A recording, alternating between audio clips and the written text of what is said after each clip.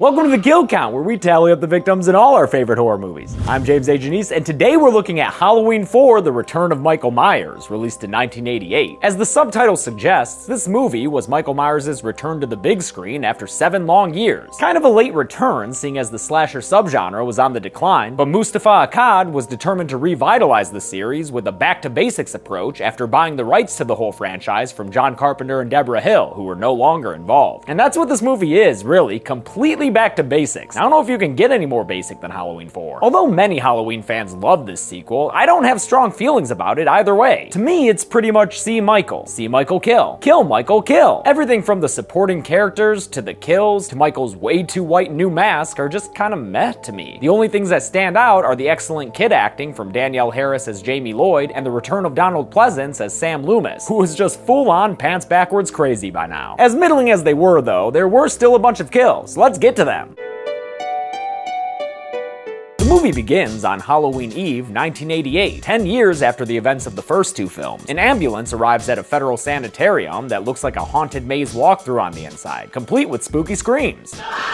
Jesus ain't got nothing to do with this place. The ambulance drivers are there to pick up a comatose Michael Myers for a transfer, and they're treated to a bunch of exposition from the security guard who recaps the first 2 movies for them and the audience. But his doctor, of all people, shot him 6 times. They wheel Michael out on a stretcher as the classic Halloween theme plays, because this series is gonna skate by on that piece of music for as long as it can. In the back of the ambulance, the attendants unwisely talk about Michael's only living relative, a young niece in Haddonfield, and that gets the invisible Michael Mann good and restless. So restless that he wakes up and kills this dude, attendant Jay Black, first by slamming his head against the inside of the ambulance, and then by pulling a little Jack Horner and sticking his thumb in Black's head to see if he's done yet. What a good boy you are, Michael. Time to meet Michael's 7-year-old niece they mentioned, Jamie Lloyd, played by Danielle Harris, who is the true star of this and the next movie. In case you're confused about how she's related to Michael, they make it clear when she looks at this publicity photo of Jamie Lee Curtis from the first movie. Little Jamie Lloyd is Laurie Strode's daughter. But in this Halloween timeline, Laurie Strode is dead from a car accident that also killed Jamie's father, leaving her an orphan. That's okay though, Uncle Mikey is here to take care of Jamie and make sure she's raised properly. Ain't that right, Mike? He can even teach her this new trick he's been working on. Teleporting. Neat! Just kidding. That was all a hallucination or whatever. And in reality, Jamie's just crying in a closet with a pack of Mountain Dew throwback. She lives in this Haddonfield house with her adopted family, the Carruthers. She's got foster sister Rachel, foster mother Darlene, and foster father Alex Jones, or Richard. She's also got a real good boy named Sunday. Oh, look at that fluffy golden belly. Almost makes you forget about your dead parents. What this movie really needs though is a crazy ass doctor looming over it. So here's Donald Pleasence with some janky burn makeup effects to remind us of that giant hospital explosion that probably should have killed him. He gets word that Michael's ambulance was involved in an accident overnight, and the movie makes my job easier with a quick line of dialogue. How many people in the bus?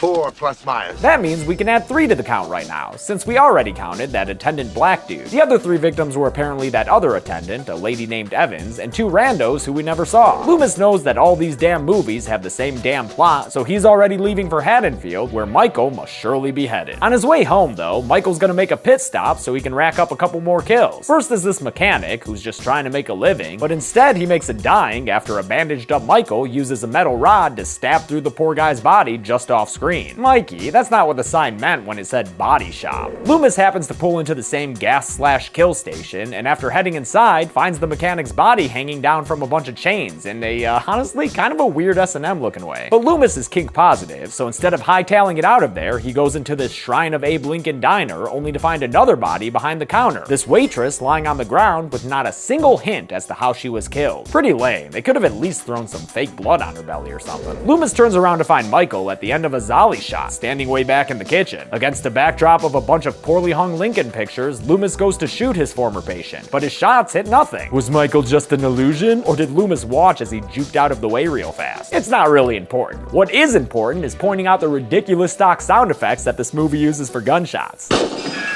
Loomis steps outside for some air, and next thing you know, Michael's stealing a big old truck he somehow knows how to drive as Loomis shoots at him some more. As Michael drives off, he somehow starts a gas station fire that destroys Loomy's car and spreads to an electric line so the doctor can get a whole special effects show worth of sparks and flames. At her school in Haddonfield, Jamie gets teased by her classmates for having a boogeyman uncle and a, dead mom.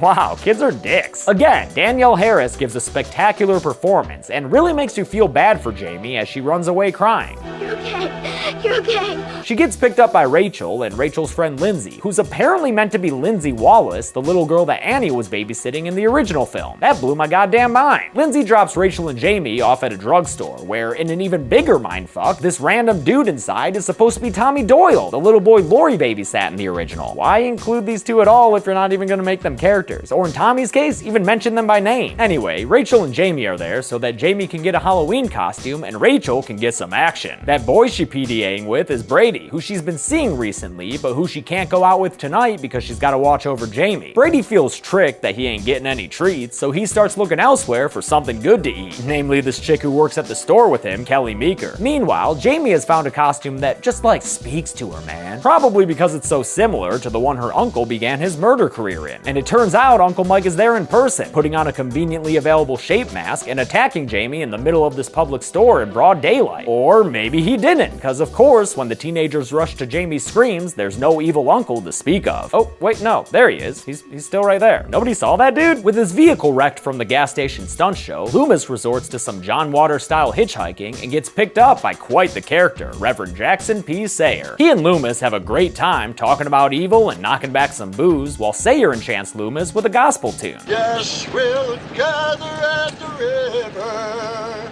the beautiful, beautiful river. Hey, you know what, Loomis? This guy could be singing way worse songs at you. Just ask Pee Wee Herman. Jimmy cracked corn and I don't care. Jimmy cracked corn and I don't care. Jimmy cracked corn and I don't care. On Halloween night, while other kids are TPing trees like they should have done the night before, talking about Devil's Night, Michiganders know, Jamie puts on her best clown costume so she and Rachel can get to trick and or treating in the streets of Haddonfield. After they leave, Michael Myers first person sneaks his way into the Carruthers house and makes sure the audience knows that Jamie Lloyd is indeed the daughter of Laurie Strode. Loomis gets to the Haddonfield police station where he meets Sheriff Brackett's replacement, Sheriff Meeker. He's the father of that Kelly chick from Brady's store. Loomis dives straight into his crazy Michael Myers script and tells Meeker that Jamie Lloyd is in danger. When Meeker doesn't believe him, he just fucking erupts. 6 bodies? Sheriff, that's what I've seen between here and Richmond. I tell you, Michael Myers is here in this town. Wanting to avoid setting off that bottle rocket of bat shit anymore, Meeker agrees to go with Loomis to find Jamie and protect her. Hope you check home first, Meeky, cause Jamie's currently at your house trick-or-treating with Rachel and a bunch of other kids. Kelly answers the door for them, and don't look now, Rachel, but Brady's in the background zipping up his pants, cause he and the sheriff's daughter were F-U-C-K-I-N-G. He tries to explain himself to Rachel, but like, dude, what are you even gonna say? You got caught with your pants down. Or with Kelly's pants down anyway. Damn girl, put on some pants when you answer the door for little kids. You wanna land on the sex offenders list? Instead, Loomis and Sheriff Meeker go to the Carruthers house and find evidence that Michael's been there already, since those pictures are lying around and, oh yeah, there's a dead dog. Sunday, no! Fuck Michael Myers, man. We're all much more okay when Michael's killing people, so let's see some more of that with this unfortunate technician dude named Bucky, according to his hard hat. Michael tosses the guy into a giant transformer, borrowing a move from his frenemy Jason by killing someone while simultaneously knocking out some power. In this case, the whole damn town apparently. That darkness will come in handy for Michael later, so I guess he got pretty lucky with Bucky. The cops have instated a curfew by now, so kids are getting picked up by their parents and bars are having to kick out their blue-collar patrons. Rachel and Jamie are finally found by Loomis and Sheriff Meeker, but after they get in the police car, Loomis notices that they have an audience, a Michael Myers staring at them from afar. But wait a minute, there's a second Michael Myers over there. And what's that? A third Michael Myers? Yeah, it turns out it's just a couple of punk kids playing a goof that nearly gets them shot. It's just a prank, bro. They get back to the police station and find it totally demolished, and we get another body for the count when Sheriff Meeker comes across a dead police officer whose arm has been torn off somehow. Now, other counts online say there are 3 bodies in this shot, but try as I may, I can only see one. He's missing a shoe and he has his leg draped over a bucket. I'm not gonna pretend like I see the other 2 just to be cool, so sorry, we're only adding 1 here. A posse of barflies rolls up to the police station looking for answers as to why their precious bar had to close early. And when Loomis tells them that Michael Myers is to blame, they set off to do some vigilante justice. Son of a bitch, you just created a lynch mob. You haven't got a police force. Yeah, I'm sure these guys are gonna be an adequate replacement, Loomy. They take their justice truck to a park where they think they see something. Hey Earl, did that bush move? It's coming right for us! The drunk dudes just completely open fire, shooting their guns off like they're in a goddamn Predator movie. Good job, guys. You really showed that foliage who's boss. Only there's one problem. Shit, Earl.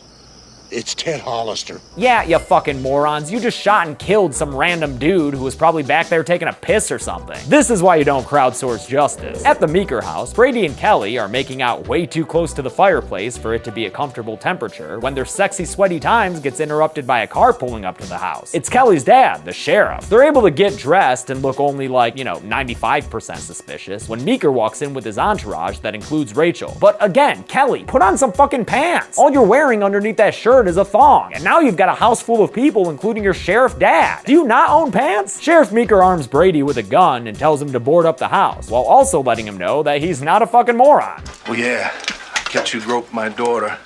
I'll use that shotgun on you. So now we've got a bunker down situation, with Sheriff Meeker and his buddy Deputy Logan securing the Meeker house to protect Jamie and Rachel inside. Meeker and Loomis call another town and tell them to send over some reinforcements, but then Loomis leaves for the Carruthers house in case Michael's going there. And then Meeker also has to leave after he gets word that those drunk idiots up and killed a dude. Hey, I got a town full of beer bellies running around in the dark with shotguns.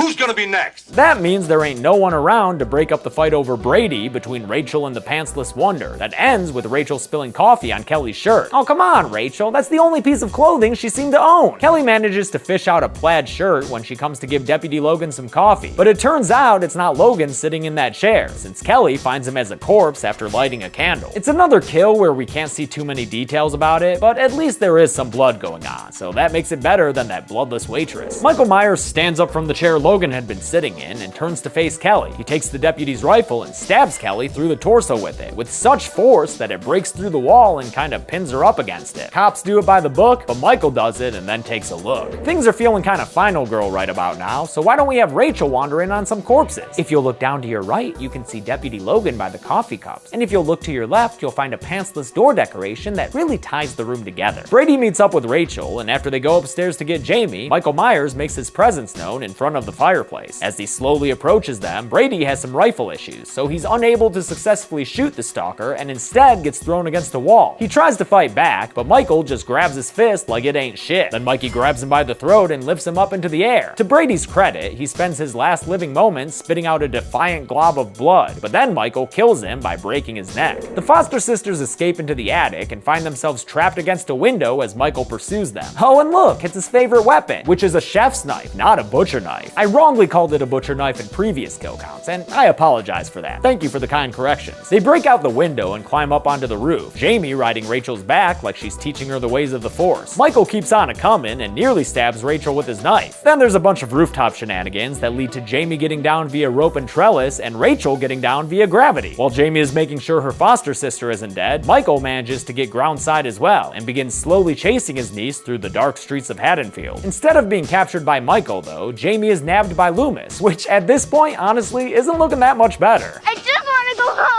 No, you can't. I've just been there. That's the first place he looked for you. Together, Loomis and Jamie make their way to the schoolhouse, because I guess the sirens that go off when he shoots his way in will attract authorities or something? Too bad there's already someone else waiting for them at the schoolhouse, an albino Michael Myers. Wait, what? Yeah, I guess in these shots they accidentally used a mask that was pink with white hair? I don't know, man. But it's just these couple of shots with Mikey as he attacks Loomis and throws him through a window. Before Jamie is caught by her murderous uncle, Rachel saves her with a fire extinguisher, and the two of them rush outside right as that truck of drunkards pull up in response to the school's alarm that's still ringing. They all pile in the truck and head out to end this movie, leaving Haddonfield for safer territory. But little do they know that Michael Myers hitched a ride on the underside of the truck, I guess. So now he's climbing into the back and making short work of these dudes. He stabs two of them in the back and the side before rolling them out the back of the truck. Then he kills the last of the truck bed boys by simply throwing him from the moving vehicle. And yeah, maybe that didn't actually kill that guy, but it's only Michael's third movie and he's trying to catch up to J-Man and the Fredster, so let's let him have it. Truck driver Earl hasn't even noticed the carnage he's been party to, so it's hard to feel bad for him when Michael breaks through the car window and kills him in a brutal way, just ripping apart his throat and or breaking his neck with his bare hands. Nice. Rachel takes control of the situation, opening the door to relieve the truck of its deceased driver and taking the wheel for herself as Michael hangs out up top and tries to grab at her through the broken window. After he breaks the windshield with a headbutt, she slams on the brakes and rolls him right off the car. Then she speeds it forward to hit him with it and send him flying down the hill. He lands a bit away from them right as the cavalry arrives in the form of a whole lot of police cars. But when the cops rush over to help, they find Jamie being a bit too friendly to her felonious family member and holding Michael's hand. As Michael gets ready to kill again, the cops tell Jamie to drop to the ground so they can open fire on old Mikey and shoot him a whole bunch of times with their guns until he winds up falling into an open mine shaft in the ground. And that's the last we'll see of him in this movie, even though he's obviously not dead. Loomis shows up at the Carruthers house to let people know he's still alive, but I hope he's not planning on resting just yet, because while foster mom Deborah Carruthers draws a bath for Jamie, we get a return of the first-person shot that began this whole franchise as a hand grabs a pair of scissors, puts on a mask, and approaches Deborah in the bathroom. Loomis rushes to the staircase and sees what happened, which makes him positively shit himself.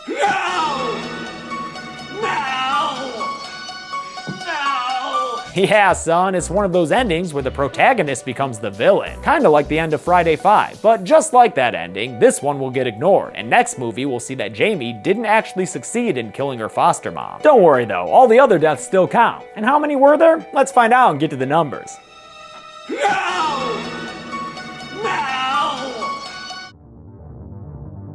16 people died in Halloween 4, Michael's best outing yet. The victims included 11 men, 3 women, and 2 paramedics of unknown gender, giving Michael a nice little try-pie. With a runtime of 88 minutes, we had a kill on average every 5.5 minutes. Not bad. I'll give the golden chainsaw for coolest kill to Earl, whose neck was ripped apart in a shot that was actually added later after the filmmakers decided they wanted more gore in the movie. Dull machete for lamest kill will go to the waitress, who also has a real lame fun fact. She was played by the wife of Bobby Brady actor Mike Lookinlad, who was a PA on this movie. And that's it. Halloween 4, The Return of Michael Myers, came out in 1988 and fulfilled most people's Myers desires. It was immediately followed by Halloween 5, The Revenge of Michael Myers, which I'll cover next week. But until then, I'm James A. Janice. This has been the Kill Count. Thanks a lot for watching this week's Kill Count. I want to thank a couple of patrons like Gage Hall, not Gage Hill, Alex Karolewski, Jenny Craigslist, and Julian. When Chelsea and I first watched this movie, we thought the shirt said "Cops Dude in the Butt." That was pretty funny. Now it says they do it by the books, and now I own this shirt, and I don't know when else I'm ever gonna wear it. Every week that gets us closer to Halloween is a week I'm even happier. All right, be good people.